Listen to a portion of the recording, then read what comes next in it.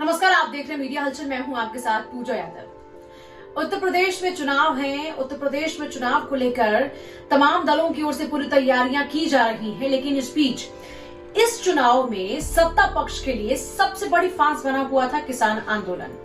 किसान आंदोलन को खत्म करने की या किसान आंदोलन में बैठे किसानों को हटाने की तमाम परियोजनाएं विफल हो गई।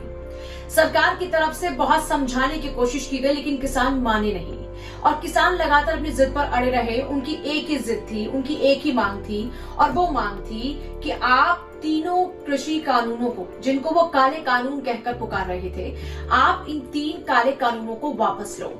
इसी को लेकर महीनों से लगातार किसान आंदोलन जारी था। ये सबसे बड़ी फांस उत्तर प्रदेश के चुनाव में सत्ता पक्ष के लिए आंदोलन बना हुआ था।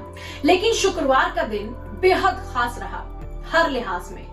वो इसलिए क्योंकि लगातार जिस मांग को लेकर किसान धरने पर बैठे हुए थे, आंदोलनरत थे, वही उनकी मांग अचानक से सत्ता पक्ष ने स्वीकार कर ली। प्रधानमंत्री मोदी ने जनता के समक्ष आकर स्पष्ट शब्दों में कहा कि हम वो तीनों कृषि कानून वापस लेते हैं।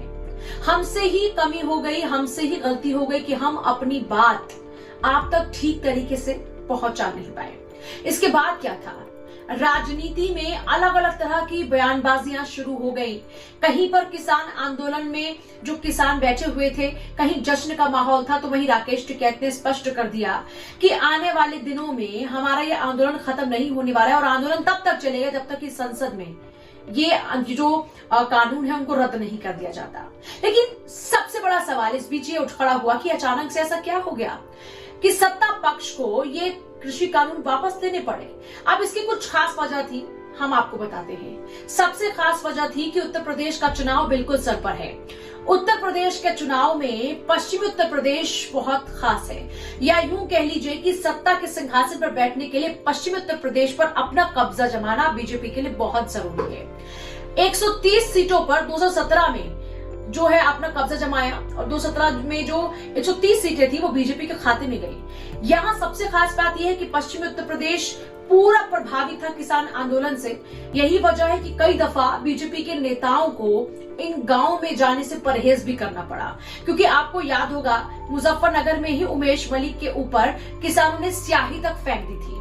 और ये सिलसिला सिर्फ मुजफ्फरनगर तक नहीं, बल्कि आप मेरठ, बागपत तक की बात कर लीजिए, या इन इलाकों की आप जब पश्चिमी उत्तर प्रदेश की बात कर रहे हैं तो वहां पर इसी तरीके से बीजेपी के नेताओं को विरोध झेलना पड़ रहा था किसानों का। और यही वजह है कि बीजेपी के नेता उन इलाकों में जाने से लगातार परहेज कर रहे थे, क्योंकि उनको बखूबी पता था कि अगर वो पश्चिमी उत्तर प्रदेश के इलाकों में जाते हैं तो किसान आंदोलन के चलते जो किसानों में नाराजगी है उसका खामियाजा भुगतना पड़ेगा, किसानों की नाराजगी वहां भुगतनी पड़ेगी। आप सोचिए कि 2017 में जब 130 सीटें हासिल हुई तो जाहिर सी बात है इस बार इस आंकड़े को बढ़ाने पर ही बीजेपी का पूरा फोकस है। लेकिन अगर ये काले कानून वापस नहीं लिए जाते तो बीजेपी को भी शायद ये बात समझ में आ गई कि अगर ऐसा नहीं किया गया तो इस बार बेहद खामियाजा उठाना पड़ेगा। अब इस मास्टर स्ट्रोक के बाद, क्योंकि अब चारों तरफ इसको मास्टर स्ट्रोक कहा जा रहा है प्रधानमंत्री मोदी का, लेकिन एक तरफ जहां बीजेपी के लिए मास्टर स्ट्रोक है, बीजेपी का मास्टर स्ट्रोक है, वहीं दूसरी तरफ किसान इसको अपनी वो मेहनत बता रहे हैं जो सफल हो पाई है, जिसके लिए वो लगातार संघर्षरत थे। खैर, एक तरफ बीजेपी की ओर से इस ये कह लीजिए कि कदम के बाद में एक तरफ जहां अपनी बढ़त बनाने की जुगत जो है वो शुरू हो जाएगी, तो दूसरी तरफ किसान अब भी वहां धरने पर बैठा रहेगा, ऐसा राकेश टिकैत का दावा है। दूसरी तरफ आप देखिए, यहाँ सबसे खास बात यह है कि जब विरोध झेलना पड़ा तो बीजेपी को भी समझ में आ गया कि आने वाले दिनों में अब जब जनता के समक्ष जाना ही होगा और अपनी बातों को वहां पहुंचाना होगा, तो बहुत इंपॉर्टेंट है कि सबसे पहले ये जो नाराजगी की वजह है इसको खत्म किया जाए। ये सबसे बड़ी वजह है कि पश्चिमी उत्तर प्रदेश को ही ध्यान में रखते हुए और पंजाब में भी जिस तरीके से लगातार विरोध देखने को मिला और बड़े स्तर पर देखने को मिला इन्हीं कृषि कानूनों को लेकर, तो आखिरकार सरकार को बैकफुट पर आना ही पड़ा।